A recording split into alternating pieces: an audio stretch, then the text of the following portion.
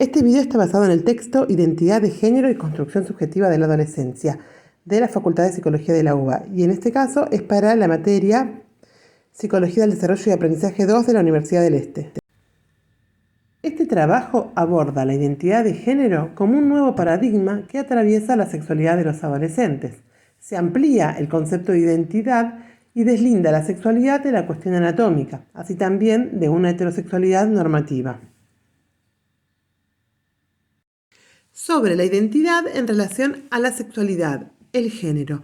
Todos nacemos con un sexo anatómicamente determinado, que está vinculado a la posibilidad reproductiva. El padre del psicoanálisis, Sigmund Freud, busca validar su teoría vinculándola con cuestiones de la biología y de la física. En La anatomía es el destino hace uno de los aportes más revolucionarios de la teoría freudiana, que es la formulación de la existencia de una sexualidad infantil, lo que significa diferenciar sexualidad de genitalidad. Para el modelo freudiano, el aparato psíquico se construye en base a disposiciones anatómicas y biológicas, con una meta doble, la satisfacción y la perpetuación de la especie. La sexualidad infantil está determinada por las pulsaciones parciales que tienden a la satisfacción y por la cultura que se le impone al sujeto. Esta idea de ser atravesado por la cultura y también por los deseos, los goces y las palabras de los otros es lo que Lacan llama el baño del lenguaje. Esto significa que un niño es pensado y nombrado antes de llegar al mundo, y al nacer se lo empapa de palabras que no entiende todavía. Con respecto a esto, los neonatólogos e investigadores Monen y Ehart afirman que los niños al nacer son sexualmente neutros y que desde ese momento se inicia un movimiento de construcción de la identidad a través del lenguaje, de las actitudes, las expectativas, los deseos y las fantasías. El ser humano nace en una cultura que indica cómo son y cómo deben ser los hombres y las mujeres, cómo deben comportarse y relacionarse entre sí. A través de estos elementos simbólicos se va construyendo quién es cada uno, y los significantes provienen del otro y nos harán pasar de una dimensión biológica a una subjetiva, de machos y hembras, de hombres a mujeres. Ahora bien, ¿qué define a un hombre o a una mujer como tal?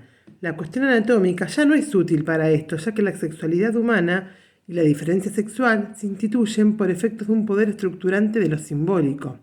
La identidad sexual es una construcción gradual que depende de múltiples factores, por ejemplo, la relación con la madre, con el padre, la de ambos entre sí, la escuela, los pares, los medios de comunicación y el ambiente sociocultural. El discurso sobre lo sexual establece diferencias y desigualdades en sustento de intereses políticos, económicos, criterios morales e ideológicos y objetivos heteronormativos. El sujeto de derechos de la modernidad era el hombre blanco, heterosexual, vinculado con la vida pública, mientras que la mujer quedaba circunscripta al lugar de lo privado. El lugar de la mujer estaba vinculado principalmente a la maternidad, al amor romántico y a la pasividad en el erotismo femenino.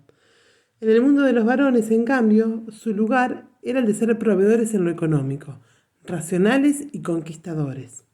Este entramado muestra las bases sobre las que se legitima la desigualdad de género, sosteniendo la importancia del lugar del varón en el régimen patriarcal, que ubicaba a la mujer en inferioridad de condiciones respecto del varón, delegándola a los ámbitos privados. Se trata entonces de un sistema binario, hombre-mujer, público-privado, fálico-castrado, masculino-femenino, que asigna categorías y roles a los individuos según su sexo biológico y su práctica sexual. El género es una construcción social, no una distinción biológica de los sujetos. Con la globalización surgieron cambios en los paradigmas de los vínculos humanos respecto de la sexualidad y se cuestionó el patriarcado.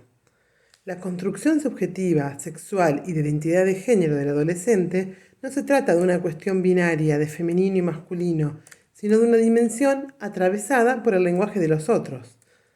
Según Freud, en la adolescencia, las pulsiones se unifican en torno a una nueva meta, la genital. La pubertad provoca transformaciones en lo corporal y esta metamorfosis produce una conmoción estructural. El adolescente sufre un cambio en los emblemas identificatorios sexuales por influencia de la cultura, la familia, la sociedad, y con esto se abre el camino a su identidad de género. El adolescente necesita diferenciarse de sus padres y de sus pares, y es en este proceso donde debe dejarse llevar por sus deseos y abstraerse del deseo de los otros. Dolto menciona la salida de la adolescencia como el momento en el que el hijo elige y actúa sin que el deseo y la angustia de los padres inhiba el suyo propio. Entendemos que la complejidad de la elección sexual significa desasirse no solo del otro familiar, sino también del otro social y cultural y de todos los entramados simbólicos. Volviendo a Lacan, él también nos habla del papel del discurso en la estructuración del género.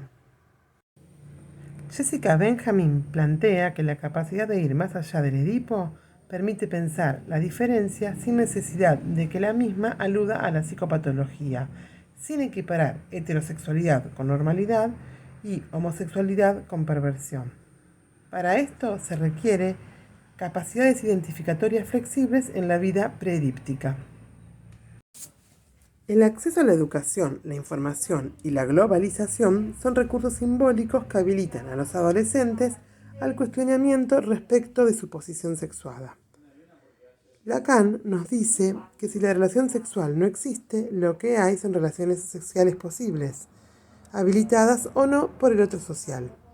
Las nuevas subjetividades de nuestros tiempos remiten a una nueva ley, la ley del deseo, proveniente del otro Estado, que sostiene un orden legal simbólico, en nuestro país con las leyes de matrimonio igualitario y de identidad de género.